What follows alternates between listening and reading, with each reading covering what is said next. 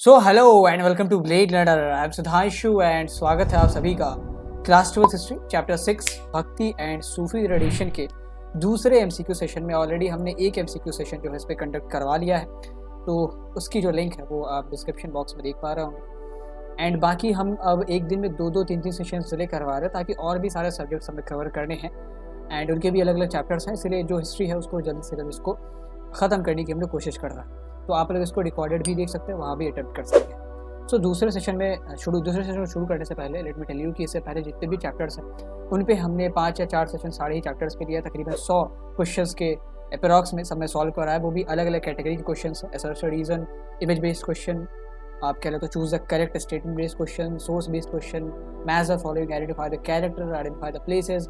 सारी ही चीज़ें जो है एक प्लेलिस्ट में हमने कंपाइल करी है एंड उस प्लेलिस्ट का लिंक हमने डिस्क्रिप्शन बॉक्स में शेयर कर दिया है। आप वहाँ से जाकर सारी वीडियोस को वन करके देख सकते हैं। Now moving to the second session of this 6th chapter. Level 1 से शुरुआत करते हैं। हमने बताया था कि हर एक सेशन में हमारे पास 20 क्वेश्चन होते हैं एंड लेवल 1 में हम लोग 10 क्वेश्चन को अटेम्प्ट करते हैं। These are stand alone MCQs, या आप कह ले तो वन लाइनर एमसीक्यूज होते हैं ये। तो 401 में क्वेश्चन से शुरुआत करेंगे। पिछले सेशन के अंत में हमने चौथी सेंचुरी लगाई थी, चौथा शतक लगाया था।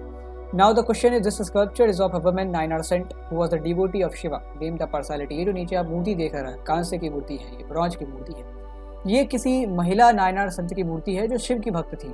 आपको इनका नाम बताना है। क्या इनका नाम अंडाल है, क्या इनका नाम रमैया है, क्या इनका नाम करियक्कल अमियार है, या इनमें से कोई नहीं। बहुत ईजी क्वेश्चन। अगर आपको नायनार के बारे में थोड़ा भी पता है कि नायनार में कौन महिला संत थी जिन्होंने बहुत ज़्यादा पैट्रियार्कल सोसाइटी को चैलेंज किया, फेमिनिन ब्यूटी के अगेंस्ट में फंक्शंस किए, तो दैट वाज करियक्कल अमियार। बहुत ज़्यादा वोकल थी अपने रचनाओं में एंड बहुत ही ज़्यादा एक्सट्रीम पेनाइस एंड एसेटिज्म को फॉलो करती हैं, बहुत घोर तपस्या को, जो कि उस ज़माने में सही नहीं माना जाता था महिलाओं के लिए। तो Karaikkal Ammaiyar is depicted by this sculpture. Bronze की मूर्ति है, तकरीबन 12वीं शताब्दी के आसपास की मूर्ति है। अगर आपसे डेट पूछा जाए तो 12th सेंचुरी के आसपास की, 12th century AD। Now the next question is 402। To whom does the Lingayat consider as guru और टीचर। कि लिंगायत जो है, जो वीर शैव ट्रेडिशन के लोग हैं, वो किसे अपना गुरु मानते हैं, किसे अपना शिक्षक मानते हैं। क्या वो नायनार को अपना शिक्षक मानते हैं, क्या वो जंगम को अपना शिक्षक मानते हैं, क्या वो नाथ को अपना शिक्षक मानते हैं, क्या वो अलवर को अपना शिक्षक मानते हैं। नायनार, जंगम, नाथ, अलवर, 4 ऑप्शन है। सही ऑप्शन आपको, आप अगर जल्दी में है तो वीडियो पॉज कर ले, देन आप अटेम्प्ट करें। कमेंट बॉक्स और चैट बॉक्स जो भी जगह पे जवाब देना है एंड अगर आपकी कोई क्वेरी है तो आप वो भी पूछ सकते हैं। अगर आप रिकॉर्डेड लेक्चर देख रहे हैं तो आप हमें कमेंट बॉक्स में पूछ सकते हैं। एंड अगर आपको बहुत ज़्यादा क्वेरीज को सॉल्व करवाना है तो you should join our Telegram group. वहाँ पे आप जो भी क्वेरी पूछेंगे we will reply within 5 minutes and हम आपकी क्वेरी को वहाँ पे सॉल्व करते हैं। तो जंगम के बारे में हमने पढ़ा था कि जंगम कौन थे। वॉन्डरर मॉन्क्स होते थे जो शिव की पूजा करते थे लेकिन इधर उधर घूमते थे। तो लिंगायत ने जंगमों को अपना गुरु माना। They also operated in the southern India. जंगम भी साउथ इंडिया में ऑपरेट करते थे एंड ये कोई अलग सेक्ट के लोग नहीं थे। एक ग्रुप ऑफ मंक को जंगम कहा जाता था जो कि शिव की पूजा करते थे एंड वैरागियों की तरह जीवन बिताते थे। ना ही नायनार को, ना ही नाथ को, ना ही अलवर को। अलवर को तो मान ही नहीं जा सकता क्योंकि अलवर जो है विष्णु के वो थे, डिवोटी थे। तो या तो नायनार हो सकते थे, जंगम हो सकते थे। एंड नाथ में भी बहुत सारे जो नाथ परंपरा के लोग हैं वो आप कह ले तो शिव के डिवोटी थे, लेकिन इनका कॉन्सेप्ट ही अलग था। नॉर्थ इंडिया में बहुत ज़्यादा पॉपुलर थी, साउथ इंडिया में नहीं। तो the correct answer will B जंगम। नाथ भले ही ये विष्णु के डिवोटी होंगे लेकिन ये साउथ इंडिया में नहीं थे, तो इनको कट कर दो। नायनार्स और वीर शैव ट्रेडिशन के लोग कभी बनी नहीं है एक दूसरे से, तो इनको भी हटा दें।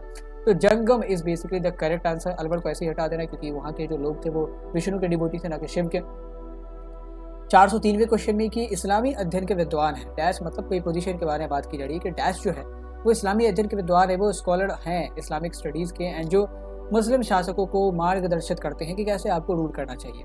तो क्या उस पोजीशन का नाम इमाम है, मतलब उस पोजीशन पे जो लोग बैठते हैं उनको इमाम कहा जाता है, क्या उसे कासिम कहा जाता है, क्या उसे उलेमा कहा जाता है, क्या इनमें से कोई नहीं है, किसी और टर्मिनोलॉजी का इस्तेमाल किया जाता होगा इन पोजीशन पे बैठने वाले लोगों के लिए।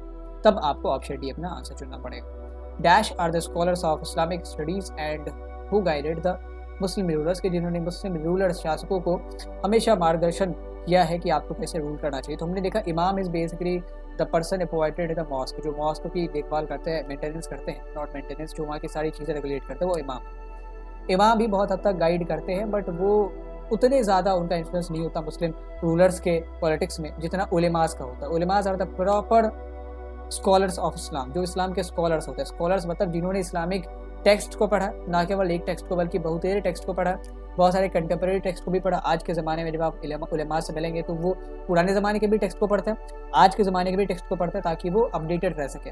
एंड फिर उनके अंदर एक रीजनिंग डेवलप होती है। उलेमा जो है वो रीजनिंग वाले लोग होते हैं।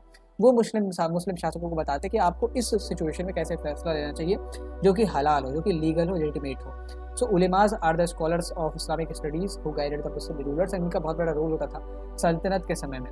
जो दिल्ली सल्तनत थी, दक्कन सल्तनत था, या इवन मुगल अम्पायर में भी उलेमाज का बहुत बड़ा रोल होता था, क्योंकि ये गाइड करते थे कि कैसे आपको कौन कौन सी चीज़ें नहीं करनी है, कौन कौन सी चीज़ें करनी है।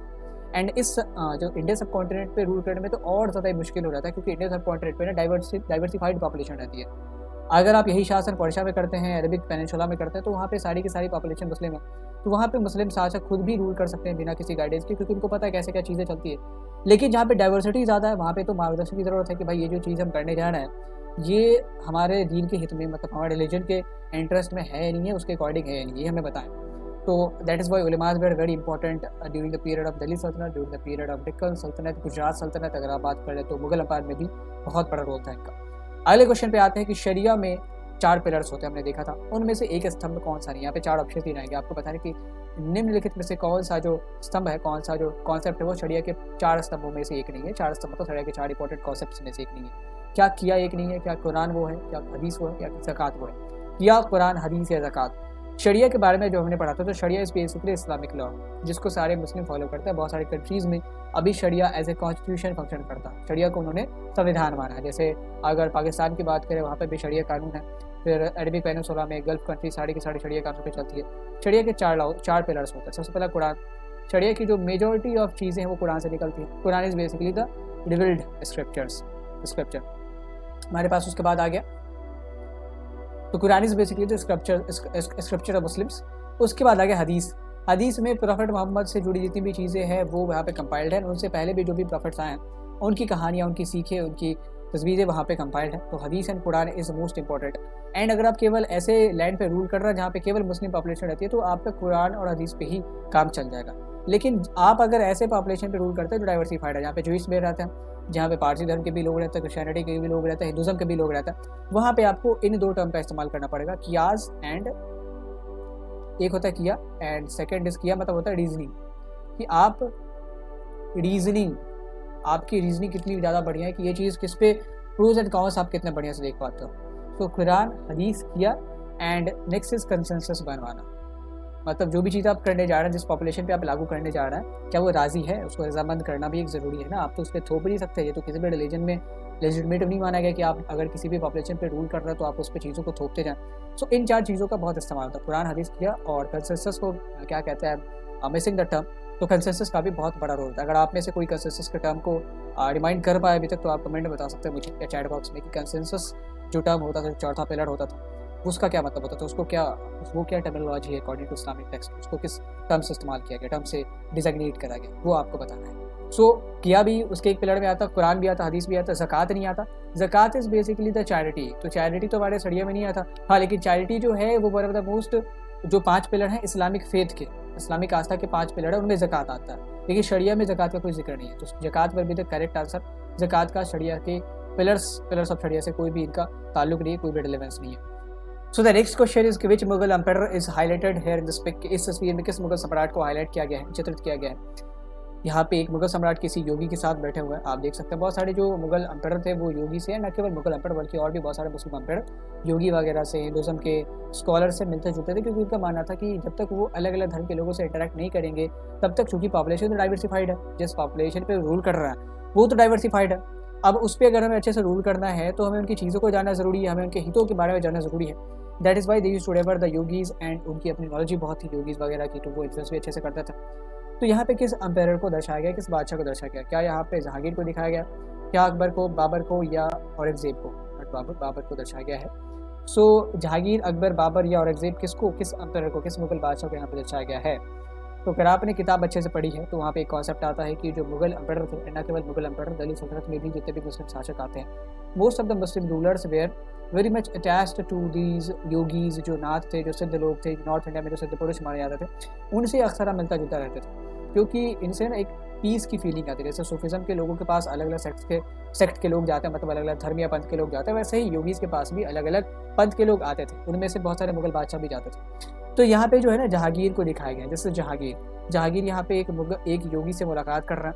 एंड बहुत जगह पे औरंगजेब ने भी योगियों को पत्र लिखा, उनको मदद पहुंचाई है। अकबर तो आपको पता ही एक दीन इलाही नाम से नया धर्म ही शुरू करता है, जिसमें उन्होंने सारी धर्म की अच्छी चीज़ों को कंपाइल करके एंड सर्वधर्म संभाव का कॉन्सेप्ट दिया था, भाईचारे का, कैमराडरी का। सो the correct answer will B Jahangir, कि जहांगीर को इस चित्र में यहाँ पे हाईलाइट किया गया है। Which of the following is not one of the 5 pillars of faith in Islam, के निम्नलिखित में से कौन इस्लाम में आस्था के 5 स्तंभों में से नहीं है। इस्लाम के 5 स्तंभ हमने देखे थे आस्था के, उनमें से कौन एक नहीं है। सलात, उपवास, जियारत या हज।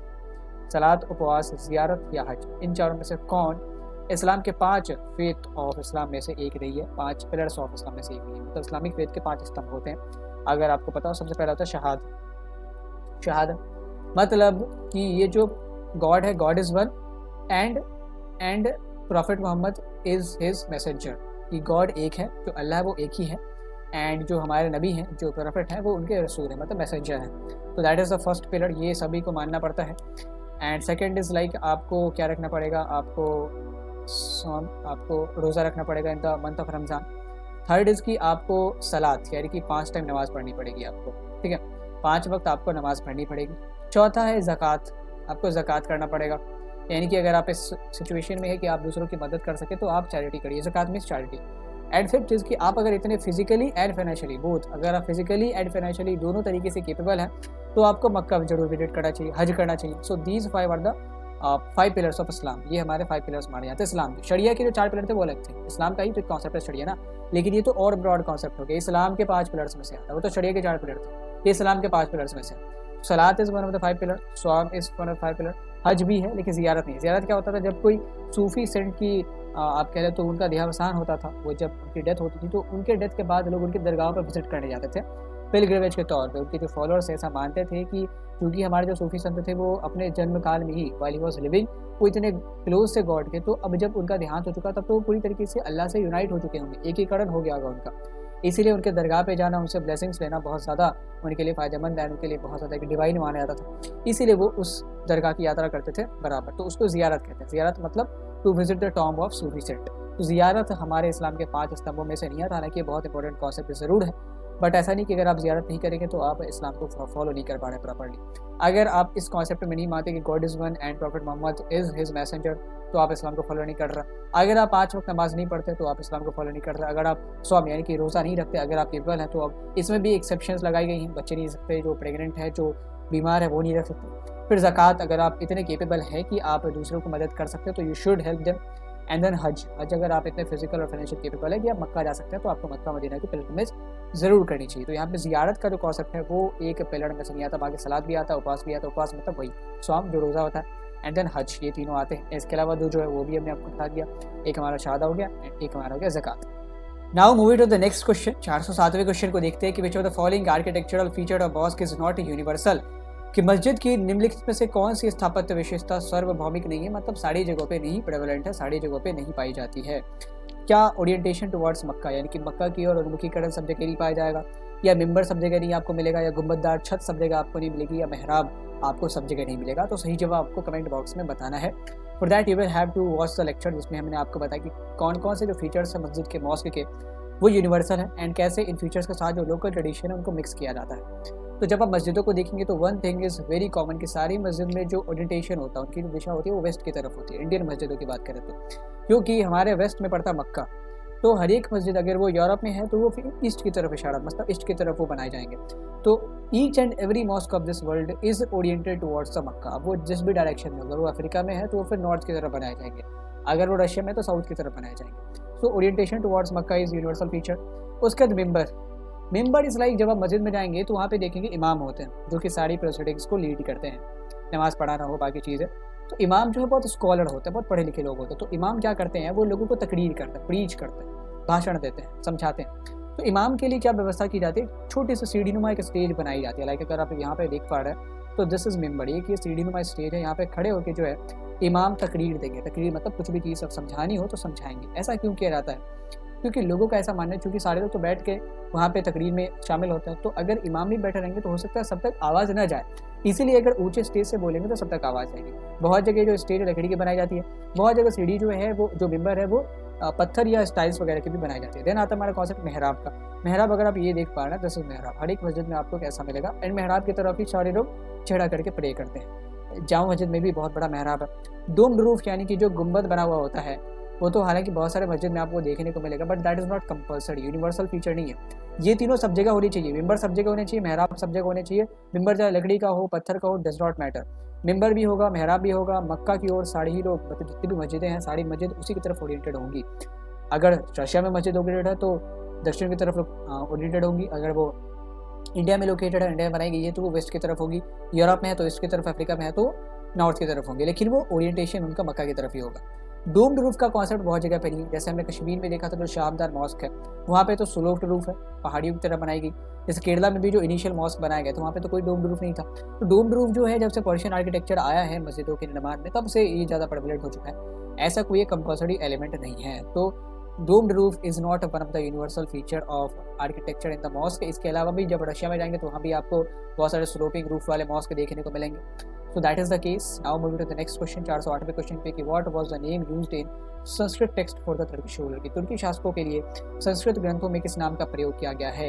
क्या उनको ताजिका नाम से डिनोट किया गया है, तुरुष्का नाम से, पर्शिका नाम से, या इनमें से कोई नहीं? ताजिका, तुरुष्का, पर्शिका या इनमें से कोई नहीं? ताजिका, तुरुष्का, पर्शिका या इनमें से कोई नहीं? पर्शिका आप खुद ही बता सकते हैं, पर्शिका से पर्शियन रूलर्स को डिजाइनेट करा जाता होगा जो ईरान से आते होंगे। ताजिका से जो सेंट्रल एशिया से लोग आते हैं उनको डिजाइनेट किया जाता होगा, तजाकिस्तान वगैरह से। तुरुष्का से जो तुर्क्स थे ना, उनको डिजाइनेट करा जाता था। होता क्या है कि जो संस्कृत टेक्स्ट है हमारे 8 से 14वीं 15वीं शताब्दी के, तो वो लोग मुस्लिम टर्म क्या मुसलमान टर्म का इस्तेमाल नहीं करते।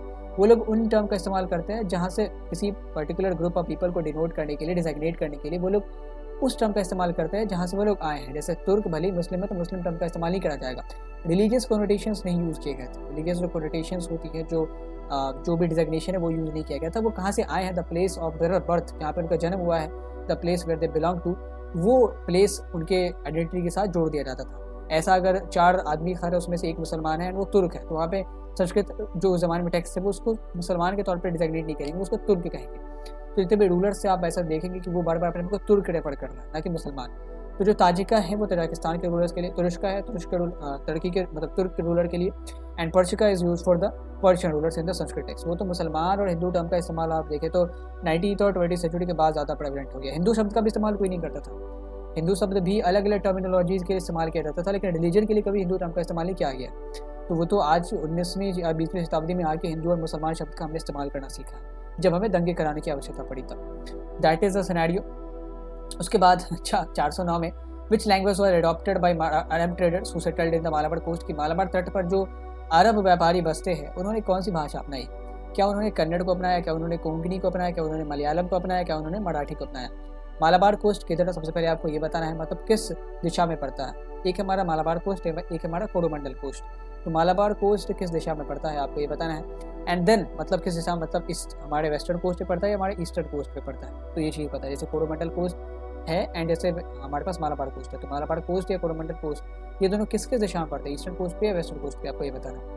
तो Kannada, Konkani, Malayalam, Marathi. Malabar is basically located in the western coast. अगर आप केरला और कर्नाटका से जुड़े हुए कोस्टल लाइंस को रेफर करते हैं, that is Malabar coast.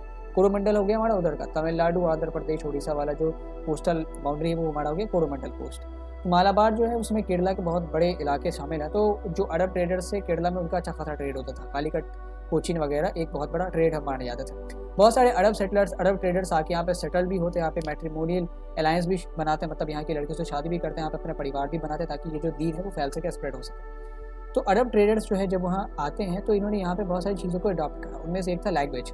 They basically started speaking Malayalam. पहले वो अरबिक बोलते थे, अब उन्होंने मलयालम में बात संवाद शुरू किया ताकि यहाँ के लोग उनसे फेमिलियर हो सके। So Malayalam was adopted by the Arab traders who settled in the Malabar coast. Now the last question of this level 1 कि where this mosque is located, एक mosque यहाँ पे दिया हुआ है। आपको बताने की जो mosque है, जो मस्जिद है, कहाँ लोकेटेड है, क्या ये हैदराबाद में लोकेटेड है, क्या ये अलीगढ़ में लोकेटेड है, क्या ये अजमेर में लोकेटेड है, क्या ये श्रीनगर में लोकेटेड है। अगर आपने सही आंसर दे दिया है तो आप इस मस्जिद का नाम ये मैं बता दें, ये कहाँ पे लोकेटेड है वो तो बताने, ये कहाँ, इसका नाम क्या, what is the name of this mosque, ये भी आपको बताना है। अगेन आप देखेंगे तो इस मस्जिद में कहीं पे डोम्ड आर्किटेक्चर नहीं है, गुंबद नुमा, कहीं पे स्थापत्य कला नहीं इस्तेमाल करा गया है। तो ये जो मॉस्क है ये श्रीनगर में पड़ता है, इसको हम लोग कहते हैं Shah Hamdan mosque, and this is one of the ancient mosque. And चूंकि इसमें डोम्ड आर्किटेक्चर नहीं इस्तेमाल करा गया, इसलिए एक चीज़ पता चलती है कि डोम्ड आर्किटेक्चर, डोम्ड मस्जिदें बनवाना was not the universal feature of mosque. ये यूनिवर्सल नहीं, हमारे साथ ट्रेडिशनल कल्चर के साथ मिलते मिलते आया है। So this mosque is located in Srinagar and the name of mosque is Shah Hamdan Mosque। आपकी किताब में दी भी गई है इसकी तस्वीर। So that's all in this level 1। अब आगे बढ़ते लेवल 2 को अटेम्प्ट करते हैं एंड लेवल 3 को अटेम्प्ट करते हैं। तो होप कि आपने लेवल 1 में सारे क्वेश्चंस को अटेम्प्ट करा होगा। Now moving to the level 2। So now getting started with the level 2। Hope कि आपने लेवल 1 में सारे क्वेश्चंस को अटेम्प्ट करा होगा। शुरुआत करते हैं लेवल 2 की। क्वेश्चन नंबर 411 से, विच of the following statements regarding the north India, उत्तरी भारत के हालात के बारे में बताना है। एंड टाइम फ्रेम भी आपको हमने दे दिया 8 से 12वीं शताब्दी तक, यानी कि इस 400 सालों तक भारत के, उत्तरी भारत के कैसे का हालात थे, उससे रिलेटेड कुछ 4-5 स्टेटमेंट्स आपके सामने दिए जाएंगे। You have to find out which of these statements are correct. 4 statement में से पहला कि we find plenty of text available on the composition of Alvars and Nayanars की अलवर और नायनार की रचना पे बहुत सारे ग्रंथ नॉर्दर्न इंडिया में अवेलेबल थे। मेनी राजपूत स्टेट सिमर्स की कई राजपूत राज्य उभरते हैं। Brahmanas held dominant and important position in the society. ब्राह्मणों का समाज में प्रमुख और बहुत महत्वपूर्ण स्थान था। Royal patronage was given to Naths, जोगीज और सिद्धास। ये तीनों जो कम्युनिटी थी, हमने देखा था कि नॉर्थ इंडिया में बहुत ज़्यादा ये प्रेवलेंट थे। तो ये अलग अलग, नाथ में बहुत अलग अलग कम्युनिटी आती थी, नाथ सिद्ध भी थे, ठीक है। तो ये चीज़ हमने जो वन शॉट है वहाँ पे अच्छे से बताया आपको। तो नाथों, जोगियों और सिद्धों को शाही संरक्षण दिया गया था, रॉयल पेट्रोनेज दिया गया था। दे were supported by the ruling एलाइट्स। तो ये चारों स्टेटमेंट है एंड आपको बताने कि इनमें से कौन कौन सा स्टेटमेंट सही है। 4 ऑप्शंस आपके सामने दे दिए, चारों स्टेटमेंट को एक एक करके पढ़े। Pause the video, think a bit and then attempt the question in the comment box and chat box. Hope कि आपने इस क्वेश्चन को अटेम्प्ट किया होगा। एक एक करके स्टेटमेंट्स को पढ़ते हैं। हमारे पास अलवर और नायनार की रचना पर बहुत सारे ग्रंथ उपलब्ध हैं।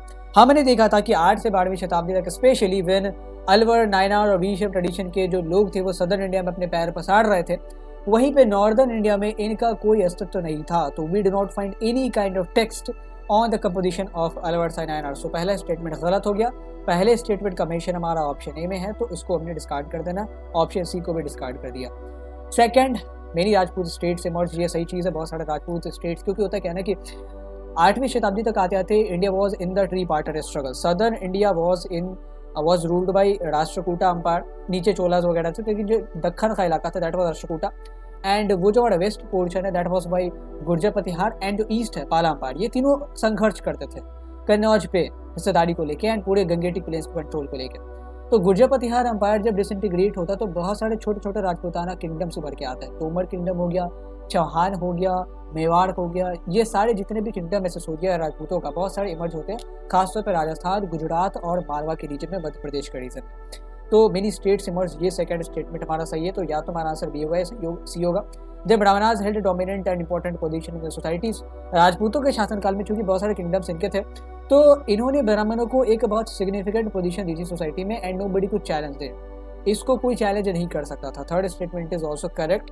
फोर्थ स्टेटमेंट अगर हम देखें तो नाथ्स, जोगी एंड सिद्धास, ये लोग पॉपुलर तो थे लेकिन इनको रॉयल पेट्रोनेज नहीं मिली हुई थी। अगर आप सोचें इनको रॉयल पेट्रोनेज मिलती, एंड नाथ जोगी क्या करते थे, ये कास्ट सिस्टम के अगेंस्ट थे, ये वेदों की अथॉरिटी को क्वेश्चन करते थे, ये निचले तबके से लोग आते थे। Most of the Naths were from weaving caste, जो बुनकर समुदाय के लोग होते थे, जो आर्टिसन वैश्य होते थे वो थे। तो ये लोग पॉपुलर बहुत थे क्योंकि इनकी पॉपुलैरिटी अच्छी, पकड़ अच्छी खाती थी जनता के बीच, लेकिन इनको रॉयल पेट्रोनेज कोई नहीं मिलती थी। इनको जो शाही संरक्षण है वो ब्राह्मणों को ही मिलता था ताकि उनकी पोजीशन को कोई हिला ना सके। सो फोर्थ स्टेटमेंट इज करेक्ट। यहाँ पे केवल इनकरेक्ट, यहाँ पे केवल दूसरा और तीसरा स्टेटमेंट सही है। So correct answer will be option B. अब आगे बढ़ते 412वें क्वेश्चन को देखते हैं। यहाँ पे अगेन नाथ, योगी और सिद्धा के बारे में आपसे पूछा गया कि कौन कौन से कथन सही है। पहला कथन कि most of them come from warrior background, उनमें से ज्यादातर योद्धा पृष्ठभूमि बैकग्राउंड से आए थे। They were not patronized by the ruling elite, कि उनको शासक अभिजात वर्ग द्वारा, मतलब रूलिंग एलाइट्स द्वारा इनको पैट्रोनेज नहीं मिलती थी। This spoke in the language of ordinary people, वे आम लोगों की भाषा में बात करते थे, हमारी आपकी भाषा में अगर वो उनसे बात कर रहा तो। Despite their popularity they could not challenge the position of Brahmanas in the society, उनकी पॉपुलैरिटी बहुत थी but they could not challenge, वो चुनौती नहीं दे पाए ब्राह्मणों की पोजीशन को, जो सिग्निफिकेंट डोमिनेंट पोजीशन थी उसको हिला नहीं पाए। कौन कौन से स्टेटमेंट यहाँ पे सही है आपको उनको फिगर आउट करना है। Option A, option B, option C, option D. सही चीज़, सही ऑप्शन आप सेलेक्ट करके चैट बॉक्स और कमेंट बॉक्स दोनों जो आपने बताया, एक एक करके स्टेटमेंट्स को पढ़ें and then think about the options available for you. So hope कि आपने इस सवाल का जवाब दे दिया होगा। अब पहले स्टेटमेंट से अगर शुरुआत करें तो अभी हमने देखा कि जो नाथ योगी और सिद्ध पुरुष जो थे, majority of the people came from the craftsman या came from the Vysya category. तो ये वॉरियर कैटेगरी के नहीं थे, ये वैश्य क्राफ्ट्समैन बुनकर वगैरह के समुदाय से आते थे। पहला स्टेटमेंट गलत हो गया, यानी कि ऑप्शन है discarded. They were not patronized by the ruling elite, ये अभी हमने पढ़ा कि उनको रॉयल संरक्षण नहीं मिलती थी, शाही संरक्षण उनको नहीं मिलती, हालांकि वो पॉपुलर तो बहुत थे। They spoke in the language of ordinary people, हमने कहा कि उनकी लोकल मासेस पे पकड़ बहुत ज़्यादा थी। इसका एक रीज़न ये भी था कि वो लोकल पीपल से उन्हीं के ज़बान में बात करते थे, इनकी कंपोजिशन उन्हीं के ज़बान में होती थी। अवधि में अगर अवध के लोगों से बात कर रहे हैं, अगर बुंदेलों में बात करें तो बुंदेली में, ब्रज में तो ब्रज में। So that was the system. So ये थर्ड स्टेटमेंट भी सही है। Fourth, despite their popularity they could not challenge the position of Brahmin in society, ये भी सही है कि इतनी लोकप्रियता होने के बावजूद वो ब्राह्मणों का बाल भी बांका नहीं कर सके, क्योंकि ब्राह्मणों को शाही संरक्षण प्राप्त था, रॉयल पैट्रोनेज प्राप्त था। राजा उनको, जो कि राजपूत के एकदम रूलर्स थे, वो उनको हाईली पैट्रोनेज देते थे। So option C will be the correct answer. Second, third and fourth statements here are correct. अब आगे बढ़ते हैं, एक again choose the correct statement का क्वेश्चन। यहाँ पे 4 स्टेटमेंट दिए गए। The term dhimmi is used for non Muslims, जिमी जो है वो गैर मुस्लिम के लिए प्रयोग किया जाता है। जिजिया was divide by the Muslim rulers on non Muslim population, की जिजिया जो है मुस्लिम शासकों द्वारा गैर मुस्लिम आबादी पर लगाया जाता था। We have found that evidences of land grants made by Akbar and Aurangzeb, के हमें अकबर और औरंगजेब के लैंड ग्रांट यानी कि भूमि अनुदान के बहुत प्रमाण मिले हैं। 711 ईस्वी में अरब जनरल जिनका नाम हज्जाज था, वो आक्रमण करता है सिंध पे और जीता भी है। तो which of the following statements here are correct, के ऊपर दिए गए कौन कौन से कथन सही है। ए, बी, सी, डी, चारों ऑप्शंस को आपको एनालाइज करना है, देन सही ऑप्शंस को चुनना है, बाकी गलत ऑप्शंस को एलिमिनेट कर देना है। एक एक करके स्टेटमेंट पढ़े, जिमी के बारे में, जिजिया के बारे में, लैंड ग्रांट्स के बारे में, अरब जो आर्मी कॉन्टेस्ट कर दिए सिंध का, इसके बारे में भी हमने बताया। एंड हमने पूरी की पूरी इस्लामिक इन्वेजन को बताया, ना केवल अरब का इस्लामिक इन्वेजन, फिर जो तुर्क आते हैं, गजनी से महमूद आता है, फिर हमारे पास मोहम्मद गोरी आएगा, महमूद ऑफ गोरी आएगा घोर का। तो इन सब के इन्वेजन एंड इनके आफ्टर इफेक्ट्स को हमने बताया है वन शॉट लेक्चर में, तो आप उसका भी लिंक हमने डिस्क्रिप्शन बॉक्स में दे दिया। वन शॉट लेक्चर को जब आप देखेंगे तो सारी चीज़ें आपको समझ में आ जाएंगी। एंड आपकी सुविधा के लिए हमने वहाँ पे टाइम स्टैम्प लगा दिया, तो आपको जो टॉपिक देखना वही टॉपिक देखो, बाकी टॉपिक बाद में देख लेना। So the term Jimmy is use for the non Muslim, ये एकदम सही स्टेटमेंट है। जिमी का जो टर्म है वो नॉन मुस्लिम के लिए यूज़ किया जाता था। जिजिया भी नॉन मुस्लिम पे ही लगाया जाता था। जिजिया बहुत काइंड ऑफ प्रोटेक्शन टैक्स, क्योंकि ऐसा नहीं माना जाता है कि देखें मुसलमानों के लिए गैर मुसलमानों का प्रोटेक्शन जायज़, मतलब फ़र्ज़ नहीं था। आप अगर प्रोटेक्ट करते हैं तो बढ़िया बात है, इसके बदले में आप कंपनसेशन के रूप में कुछ मांग सकते हैं, ठीक है। जिजिया was divide by the Muslim ruler on the behalf of protection, की वो जो नॉन मुस्लिम्स को प्रोटेक्शन देते थे, चाहे वो जूइस हो, चाहे वो पारसी हो, क्रिश्चियन हो, हिंदू हो, बौद्ध हो, जैन हो, इनके बदले में कुछ वो एनुअल इनकम पे उनके टैक्स लगाते थे। एंड इसमें बहुत सारे आप कह लें तो एग्जम्पशंस भी थे। इनमें जो फ़कीर वगैरह होते थे, साधु होते थे, उनको हटाया जाता था। जो विडोज होती थी उनको हटाया जाता था। जो दिव्यांग होते थे उनको हटाया जाता था। We have found the evidences of land grants made by Akbar and Aurangzeb, ये भी स्टेटमेंट सही है कि ये हमने बहुत सारे लैंड ग्रांट्स जो औरंगजेब और अकबर ने नॉन मुस्लिम रिलीजियस इंस्टीट्यूशंस को दिए, इसके बारे में भी हमारे पास बहुत सारे प्रमाण हैं। And the fourth statement is कि हज्जाज नाम के जनरल ने, उस जनरल का नाम हज्जाज नहीं था, उसका नाम था Muhammad bin Qasim. Hajjaj was the commander जो मोहम्मद बिन कासिम को भेजता है। हज्जाज तो सीरिया का गवर्नर था, जो भेजता है मोहम्मद बिन कासिम को। मोहम्मद बिन कासिम इसका जमाई होता है, तो भेजता है कि तुम जाओ मेरे सब कॉन्टिनेंट पे हुकूमत काबिज करो। तो 711 में नॉट हज्जाज बल्कि मोहम्मद बिन कासिम कॉन्क्वेस्ट करता है सिंध की। सो ये जो फोर्थ स्टेटमेंट है गलत है, बाकी फर्स्ट, सेकंड और third both all the statements are correct. So the correct option will be option D, first, second और third statement are correct. Again हमारे पास एक एग्जर्प्ट है, यहाँ पे इंग्लिश और हिंदी दोनों में लिखा गया है, मैं आपको हिंदी में पढ़ के बताऊंगा। बुलंद मुकाम मतलब उनको श्रद्धेय के तौर पे, मतलब उनको सैल्यूटेशन के तौर पे किसी को संबोधित किया जा रहा है। श्री मूढ़ गुरु आनंदनाथ जियो, जनाब मोहतरम, अमन और खुशी से हमेशा श्री शिव जी के पनाह में रहा। पोशाक के लिए हमने वस्त्र और 25 रुपये की रकम जो भेंट के तौर पे भेजी है आप तक पहुँच जाएगी। एंड जनाब मोहतरम, अगर आपको किसी भी चीज़ की ज़रूरत हो तो आप ज़रूर हमें याद करें। आपको बता दें कि हु इज़ द नैरेटर, इस लेटर को, ये कि लेटर का एग्जर्प्ट है।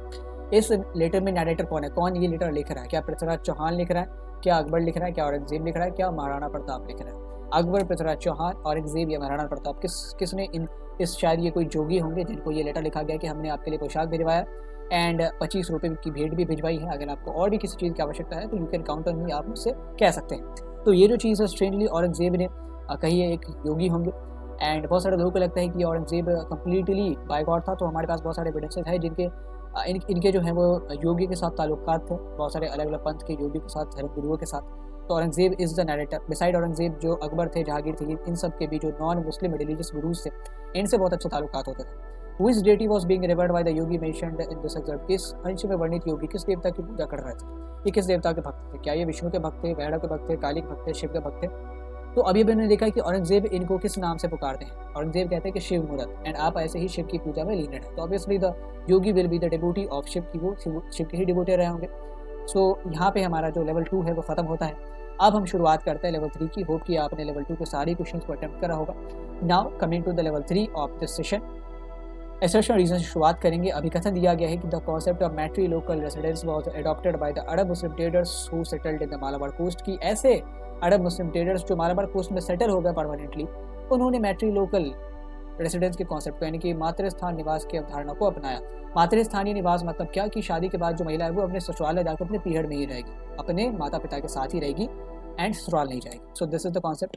Reason with the spread of Islam in Indian subcontinent, its universal features got mixed up with the local tradition, कि भारतीय महाद्वीप में इस्लाम के प्रसार के साथ इसकी जो सार्वभौमिक विशेषताएं हैं जो सब जगह फैली हुई है वो इंडिया के लोकल ट्रेडिशंस के साथ, परंपराओं के साथ मिक्सअप हो गई।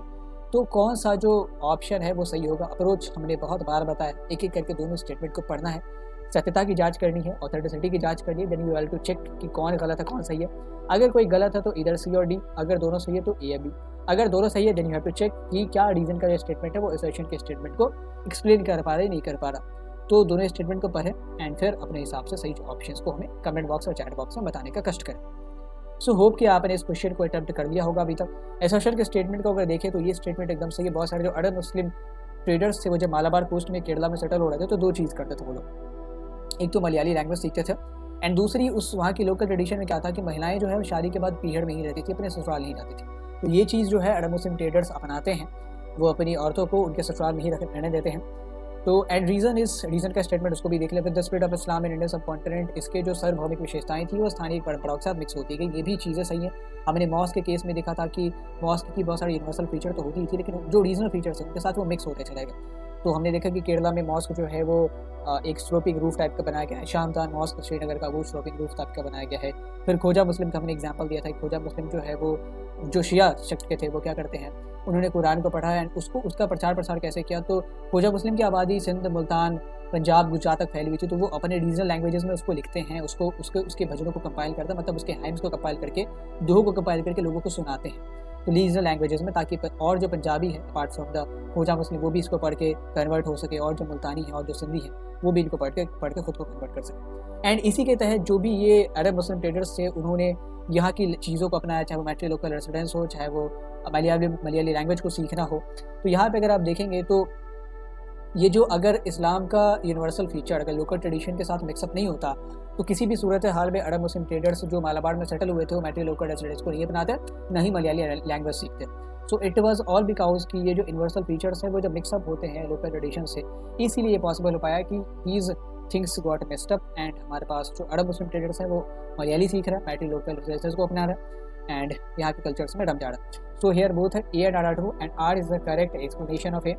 Now coming to the next question, ये भी असर्शन रीजर का क्वेश्चन है। The Turkish ruler were designated as Turushka by the Sanskrit text of बिडावल, की मध्य युगीन युग के संस्कृत ग्रंथों द्वारा तुर्की शासकों को तुरुष्का नाम से संबोधित किया गया। रीजन मतलब people are identified by the region which they come from, लोगों की पहचान उस क्षेत्र से करी गई थी जहाँ से वो आते थे, ना कि एंड हिंदू मुस्लिम का जो शब्द है मतलब रिलीजियस जो कोनोटेशन है वो बहुत कम यूज़ किया गया था। So that is the scenario. तो आपको बताना है कि असर्शन रीजन दोनों में से दोनों स्टेटमेंट अगर सही है तब तो ए और बी में से कोई आंसर होगा, दोनों में से कोई भी गलत है तो सी और डी में से। अगर दोनों सही है then you have to check कि रीजन जो है वो सही से एक्सप्लेन कर पा नहीं कर पा कि रीजन के स्टेटमेंट पे क्या असर्शन का स्टेटमेंट डिपेंडेंट है या नहीं है। अगर रीजन का स्टेटमेंट नहीं आता तो क्या असर्शन का स्टेटमेंट आता दुनिया में। तो अगर आपने इस क्वेश्चन को अटेम्प्ट किया है तो you will get to know कि टर्किश रूलर्स को संस्कृत टेक्स्टों में तुरुष्का कहा जाता था, ये चीज़ एकदम सही है, हमने पीछे देखा भी है। तजाकिस्तान से आए हुए रूलर्स को ताजिका कहा गया, पर्शिया से आए हुए रूलर्स को पुरुष्का कहा गया एंड कलेक्टिवली इन सबको मलेक्च कहा जाता था क्योंकि ये आउटसाइड ऑफ इंडिया सबकॉन्टिनेंट आए थे। तो ये जो असर्शन का स्टेटमेंट है वो सही है। रीजन का statement people were identified by the region which they came from, ये चीज़ एकदम सही है। जब आप पुराने संस्कृत टेक्स्ट को पढ़ेंगे, ना केवल संस्कृत टेक्स्ट को बल्कि किसी भी दुनिया के टेक्स्ट को, तो वहाँ पे ना धार्मिक कोनोटेशन बहुत कम यूज हुए हैं। जैसे मुसलमानों की बात करें तो यहाँ पे ऐसा शब्द बहुत कम लिखा गया मुस्लिम। वो अगर टर्किश है तो उसके लिए तुर्क का इस्तेमाल करा गया, वो अगर पर्शियन मुस्लिम है तो उसके लिए पर्शियन मुस्लिम का इस्तेमाल करा गया, वो अगर अरबिक मुस्लिम है तो वो अरब का इस्तेमाल करा गया। तो पुराने ज़माने में ऐसे हिंदू और मुसलमानों का कॉन्सेप्ट नहीं था। हिंदू वर्ड का भी जो इस्तेमाल है वो 19th सेंचुरी के एंड 20th सेंचुरी के बाद ज़्यादा किया जाने लगा। उससे पहले हिंदू टर्म भी बहुत कम में देखने को मिलता है। And Hindu was not use at religion तो वैदिक रिलीजन ही था, सनातन धर्म ही था। ऐसे ही मुसलमानों को भी मुस्लिम रिलीजन या रीजन तो इस्लाम ही है, लेकिन मुस्लिम है मुसलमान नाम से हम लोग डिजाइनेट नहीं करते थे। टर्किश है तो तुर्क बुलाएंगे, अगर पर्शिया से आए तो पर्शियन बुलाएंगे जिसको पर्शिया है, एंड अगर तजाकिस्तान से आए तो ताजिका कहेंगे। ये चीज़ें सारी जगहों पे चलती थी। ये तो आज के ज़माने में इतना ज़्यादा रिलीजियस कोनोटेशंस का हम लोग इस्तेमाल करते आए हैं, एंड जब हमें दंगे फसाद कराने पड़े तब हमने ये सारी चीज़ें करनी शुरू करी है basically.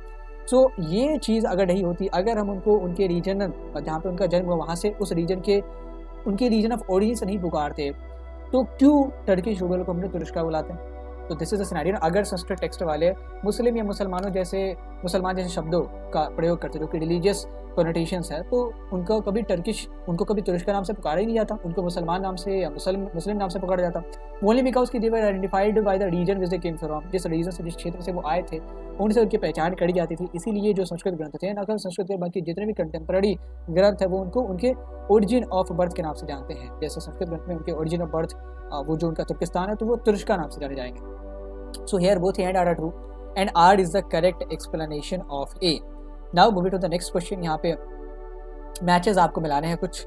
Mohammad bin Qasim Shia Muslim, Akbar conquest of Sindh, खोजा non Muslims, Jimmy Mughal ruler. तो इन चारों में से सही मैचेस हमने ऑप्शंस नीचे दे दिए हैं, A B C D ये 4 ऑप्शंस हैं। फिर 1 2 3 4 ये जो 1 2 3 4 इधर बाई तरफ की होगी आपकी जो चीज़ें हैं। फिर ये B A C D मतलब ये जो दाई तरफ की चीज़ें हैं वो हिंदी इंग्लिश दोनों में 1 2 3 4 A B C D है। तो आप सही से चारों जो भी ऑप्शंस आपके दिए गए उनको भी देखें, एंड ऊपर जिन पेयर्स को आपको मैच करना है उनको भी सही से देख के अपने करेक्ट ऑप्शन को चुन के हमें बताएं कमेंट बॉक्स और चैट बॉक्स होने जगह में। मोहम्मद बिन कासिम, अकबर, खोजाओ, एंड हमारे पास जिमी शिया मुस्लिम, सिंध की विजय, खैर मुसलमान, मुगल शासक। तो एक एक करके मिलाते हैं। अगर आपको मोहम्मद बिन कासिम के बारे में पता हो तो he was credited with the conquest of Sindh, तो 1 का B के साथ होगा। तो 1 का B के साथ किसमें, A में है, B में है, D में है, C में नहीं तो C डिस्कार्ड हो गया। फिर आपको एक एक करके मिला के फिर ऑप्शंस को एलिमिनेट करना है। अकबर ना तो शिया मुस्लिम नहीं थे, वो सुन्नी मुस्लिम थे, नॉन मुस्लिम भी नहीं थे, ही वॉज मुगल रूलर। तो अकबर 2 का D के साथ लगेगा। 2 का D के साथ किसमें है, 2 का D के साथ B में है और D में है, तो A डिस्कार्ड हो गया, B या D बचा। अब देखते हैं खोजा where Shia Muslim, non Muslim तो थे नहीं, खोजा वेयर द शिया मुस्लिम्स, तो 3 का A होगा। 3 का A ना तो B में है केवल D में है, तो D will be the correct answer. And last जो जिमी है वो तो नॉन मुस्लिम्स के लिए ही यूज़ किया जाता था। तो इस तरीके से जैसे जैसे आप पेयर्स को मिलाते जाए, मैच करते जाए, वैसे वैसे आपको ऑप्शंस को भी एलिमिनेट करना है। इससे क्या होगा, बहुत सारे पेयर्स आप मिला भी नहीं पाएंगे, उससे पहले ही आपके सामने करेक्ट ऑप्शन इमर्ज होकर आ जाएगा। That is the power of elimination. यहाँ पे इमेज दिया हुआ है, the given image is the part of which text, ये किस टेक्स्ट का ये पार्ट है। तो क्या ये बाबरनामा का पार्ट है, क्या ये हदीस का पार्ट है। हदीस मतलब जितने भी प्रॉफिट्स की टीचिंग्स है, चाहे वो प्रॉफिट मोहम्मद हो, उनसे पहले भी जितने प्रॉफिट है। एंड हदीस is also source of inspiration for the followers of Islam, ना केवल इस्लाम के फॉलोअर के लिए बल्कि और भी धर्म के लोग उसको पढ़ सकते हैं। तोरा हमारा ओल्ड टेस्टामेंट है, हिब्रू बाइबल जिसको कहते हैं, कुरान। ये चारों में से कौन सा टेक्स्ट की ये तस्वीर है। एंड ये जो तस्वीर है आपसे अगर प्रोबेबली इसकी डेटिंग पूछी जाए तो ये 8th to 9th सेंचुरी के बीच की तस्वीर है, ठीक है। तो ये जब हमने फिगर में देखा था तो वी हैव सीन कि ये जो तस्वीर है ये कुरान से ली गई, कुरान के 8th to 9th century manuscript से ये पेज की एक तस्वीर हमारे पास बची है, अब शेष बचा है उसके, तो वहाँ से जो इमेज है वो ली गई है। So the correct answer will be option D, ना तो तोरा की ये तस्वीर, ना ही हदीस की, ना ही बाबरनामा की। Baburnama was basically the memoir, उनका जर्नल था जो कि बाद में पब्लिश होता है, तो इसीलिए इसको ऑटोबायोग्राफी कहते हैं, क्योंकि वो अपने जर्नल लिखा करते थे रोज़, तो उन्हीं की चीज़ों को हमने पब्लिश कर दिया, तो जो सोर्स है वो तो उन्हीं से लिया गया। तो that is why the Baburnama is called as the autobiography. यहाँ पे एक एग्जैक्ट आपके सामने हमारे बुलंद और मुकद्दस जहन में ये बात पहुँची है, मतलब हमारे पास ये बात पहुँची है कि यीशु जमात के पादरी, जो क्रिश्चियन धर्म के पादरी है, खंबात शहर में, गुजरात में खंबात पड़ता, इबादत के लिए गिरजाघर की तामीर करना चाहते, मतलब बनवाना चाहते, इसलिए शाही फरमान जारी किया जा रहा है, इसीलिए इंपीरियल ऑर्डर जारी किया जा रहा है कि खंबात के महानुभाव ऐसे सारे लोग जो उनके रास्ते में रोड़ा बन के खड़े हैं, उनसे दरख्वास्त की जा रही है कि उनके रास्ते में ना आए एंड उन्हें गिरजाघर की तामीर करने दें ताकि वो इबादत कर सके। ज़रूरी है कि बादशाह का फरमान हर तरीके से तामीर हो, मतलब बादशाह के फरमान की हर तरीके से ओबेइंग करी जाए, उनको माना जाए। तो यहाँ पे आपको बताने कि which of the following ruler issued this फरमान, कि किस शासक ने इस फरमान को इशू किया है। करेक्ट ऑप्शन आपको कमेंट बॉक्स और चैट बॉक्स दोनों ही जगह पर बताना है कि किस शासक ने इस फरमान को, यहाँ दिए गए फरमान को इशू किया है। चर्च बनाने का फरमान खंबात में, एंड ये कहा गया कि आपको चर्च बनाने देना, किसी को भी कोई रुकावट पैदा नहीं करनी है क्योंकि ये उनकी इबादत का मसला है। क्या औरंगजेब ने करा, क्या अकबर ने करा, क्या शेरशाह सूरी ने करा, क्या शाहजहां ने करा। शेरशाह सूरी के बारे में तो आपके चैप्टर में कुछ भी नहीं दिया गया, तो इसको भी हटा दें। शाहजहां के बारे में भी कुछ नहीं दिया गया, इसको भी हटा दें। अकबर और औरंगजेब के बारे में थोड़ी बहुत चीज़ें चैप्टर में दी गई हैं। औरंगजेब के बारे में जिक्र जब वो किसी जोगी को लेटर लिखते हैं, जो कि हमने देख लिया था, शिव के वो भक्त थे। एंड अकबर के बारे में जिक्र है जब वो दोनों नॉन मुस्लिम रिलीजन्स के लिए काफ़ी कुछ करते हैं, खासतौर पर अकबर। तो अकबर के बारे में कहा गया कि बहुत सारे लैंड ग्रांट्स भी इन्होंने दिए थे एंड बहुत सारी मदद भी करी थी अलग अलग नॉन रिलीजियस इंस्टीट्यूशन को स्टैब्लिश करने को। वही एक यहाँ पे प्रूव है कि उन्होंने एक मकतूब लिखा है, एक ऑफिशियल लेटर लिखा है खंबात की अथॉरिटी को कि आप इनके इबादत खाने के बनने को श्योर करें कि इनके जो गिरजाघर है वो जल्दी जल्द बन के तैयार हो जाए एंड जो भी लोग इनमें दखल अंदाजी दे रहे हैं उनको जल्द से जल्द रुखसत किया हटाया रहा है। So the correct answer will B Akbar. Akbar यहाँ पे लेटर लिख रहा है खंबात की अथॉरिटीज़ को, ये रॉयल फरमान जारी करना। ये जो इंपीरियल ऑर्डर होता था इसको उर्दू में फरमान कहते थे, ठीक है। So that's all in this session. Hope कि आपने सेशन को एंजॉय करा होगा। Thank you for watching. आपको पीडीएफ चाहिए तो टेलीग्राम ग्रुप में ज्वाइन हो जाए एंड गूगल ड्राइव में भी हम लोग अपलोड करके जो डिस्क्रिप्शन बॉक्स में वहाँ पे डाल देंगे। लेकिन बेटर ये होगा कि आप ना ग्रुप में ज्वाइन हो ही जाए, हेल्दी डिस्कशन भी वहाँ पे होती है एंड आप डाउट्स वगैरह भी पूछ सकते हैं। तो thank you for watching, have a great day and more contents are waiting for you. बहुत अमेजिंग कंटेंट्स हम लोग लाने वाले हैं। Just be patient and share this video as much as possible. अगर आपको लगता है ये वीडियो और लोगों तक पहुँचनी चाहिए हमारी मेहनत, तो प्लीज़ शेयर करें। Thank you for watching, have a great day.